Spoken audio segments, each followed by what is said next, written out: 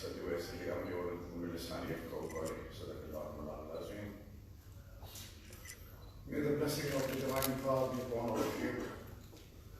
My brother, His Excellency Aliza Zada, Ambassador of the Republic of Azerbaijan, our distinguished parliamentarians, Ma'am Shahryar Afridi and Maureen Ibrahim, Saiba, Lieutenant General Amjad Shahryar has already left.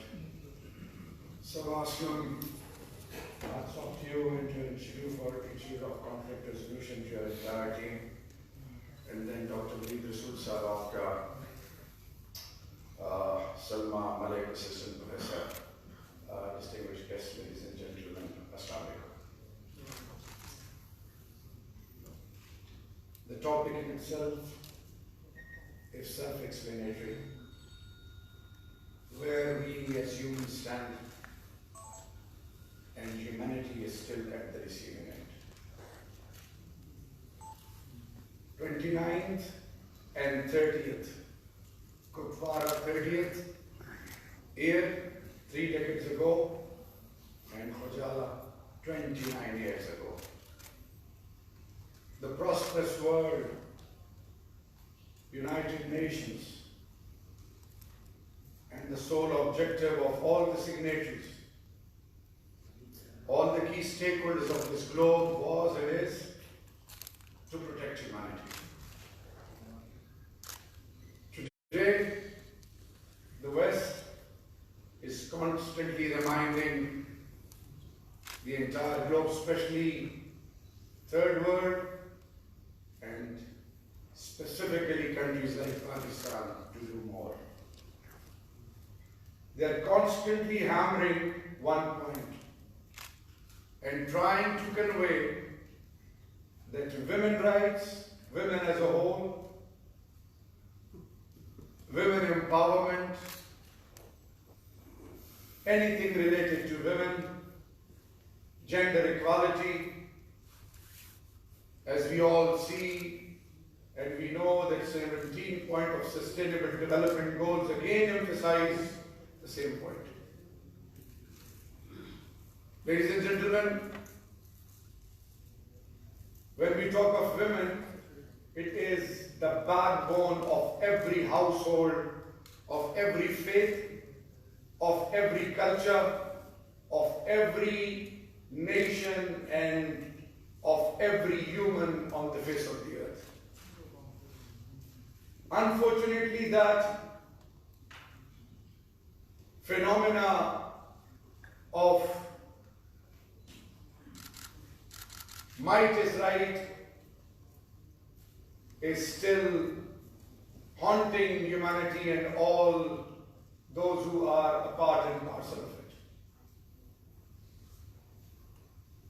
Responsible states and responsible key stakeholders are definitely playing their role, but I believe we need to learn from the past, and the past is constantly reminding us that during the days when church versus monarchy or king, that haunted humanity initially, and then that struggle for power,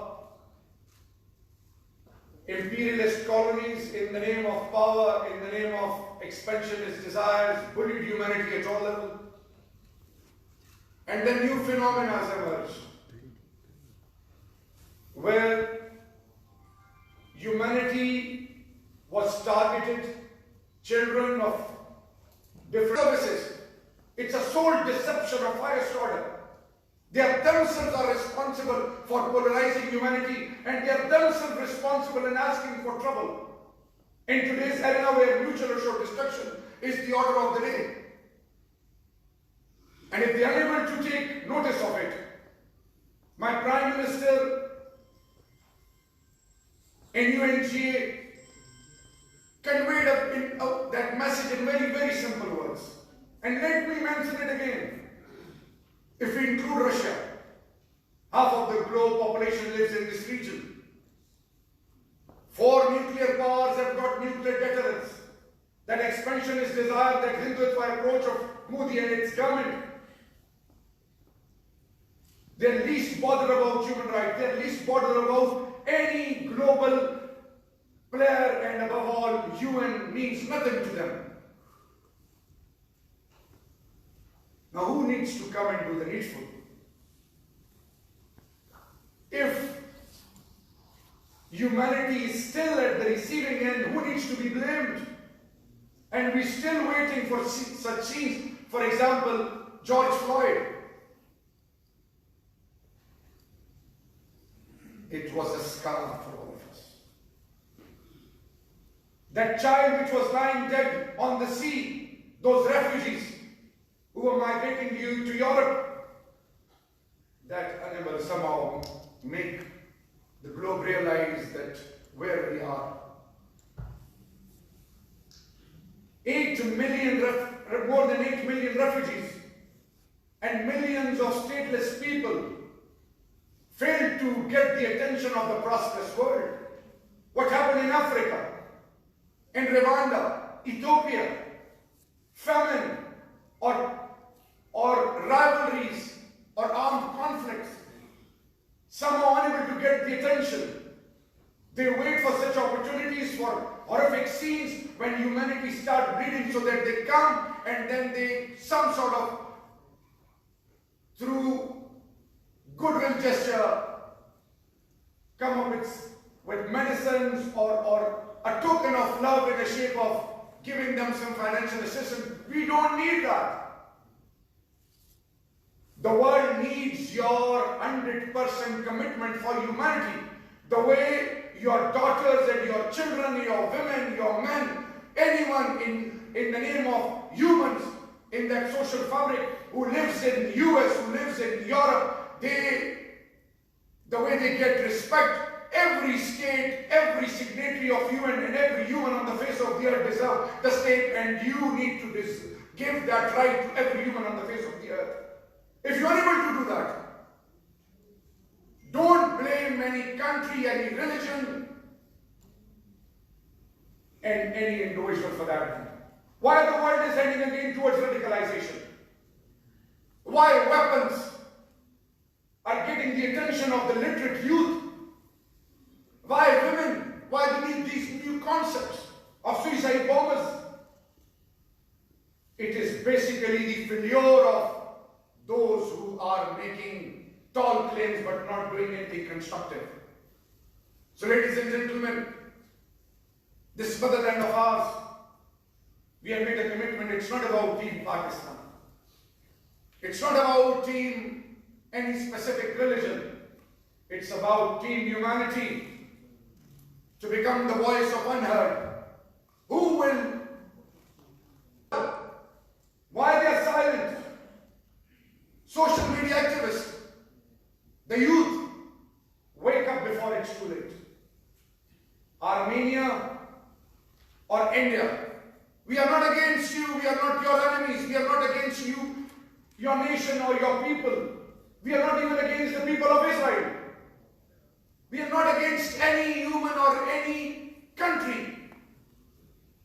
Our sole objective is only one: that everyone needs the attention of the UN and all the signatories, and then the key stakeholders, and all need to be given due respect. Equality, freedom of voice, freedom of expression, freedom of religion, freedom of movement, right, all those commitments which you have given and made, whether it's right to self-determination, whether anyone who is aggressor, whether who is anyone challenging humanity or even violating international laws, you need to come forward and make them an example. Impose sanctions and embargoes on them. Make them realize that you are becoming a scar on the face of humanity. And I believe together we can do the needful. The time has come now. Raise your voice, prove your existence. Make the whole globe realize that they are not the children of a lesser God. They're as human as the rest of the world. They need respect. They need love and affection. and they need to be given due rights, just like the way you are giving rights to those who are living in a prosperous world. Ladies and gentlemen, Excellency, parliamentarians, trust me, we can make a difference. And inshallah, we will make a difference, inshallah. That is the sole objective. And in the end, hats off to you and to your country, to your resilience. And let me assure you, the people of illegal Indian occupied India, they are blessed in every way. They are compromising on everything, but they are not compromising on one thing. They are not giving up. They have made a commitment that we will sacrifice everything, but that commitment which was given to them by international community, by UN, by the signatories, they will achieve that, and Pakistan will always be there for them. The Parliament of Pakistan is the voice of the nation, and as a responsible state, we all parliamentary forums, in all those forums through which we can achieve our desired objectives, through proactive diplomatic initiatives and engagement of the parliamentarians, we will constantly play our role, and the approach is now more offensive. Cultural front, digital front, academia, lawfare, engagement of youth, international parliamentarians' role, civil society, all now are a part of Kashmir Committee. And in the end, they say, let's say that the bell is ringing, calling us to the bright future. Let's join and unite together and prove our worth and make the globe realize that we exist and we deserve the same respect. Long live humanity, long live Azerbaijan, and long live Pakistan. Thank you.